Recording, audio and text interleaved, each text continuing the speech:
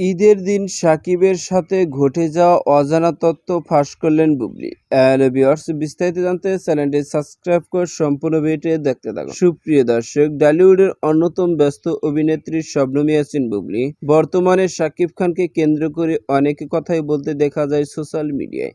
মাঝে মধ্যে শবনম ইয়াসমিন বুবলীর মন্তব্য থেকে এটা স্পষ্ট যে শবনম ইয়াসমিন বুবলী ও শাকিব খানের সকল মান অভিমান ভুলে গিয়ে আবারও তারা মাঝে মধ্যে এখন সেলিব্রিটির সঙ্গে খুনসুটি মুহূর্ত কাটানো অনেক ফটোই সোশ্যাল মিডিয়ায় দেখা যায়।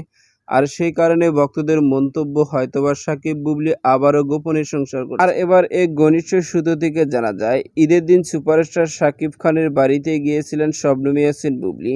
আর সেখানে গিয়ে অনেক খুনসুটি মুহূর্ত কাটিয়েছেন ছেলে বীরকে নিয়ে। শুধু তাই নয়, শাকিব খানকে কাছে পেয়ে বেশ উল্লাসিত পোষণ করেছিল শবনম বুবলী। কেননা ঈদের দিন শেহজাদ খান বীরকে নিয়ে শাকিব খান নামাজ পড়তে গিয়েছিলেন, এমন একটি ফটো সোশ্যাল মিডিয়ায় দেখা গিয়েছিল।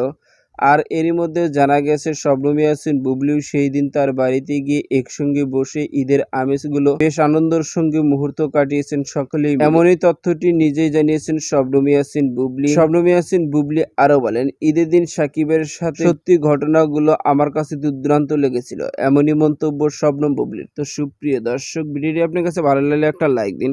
নিত্য নতুন ভিডিও আপলোড পেতে চ্যানেলটি সাবস্ক্রাইব করুন। অসংখ্য ধন্যবাদ। পুরো ভিডিও উপভোগ করার জন্য।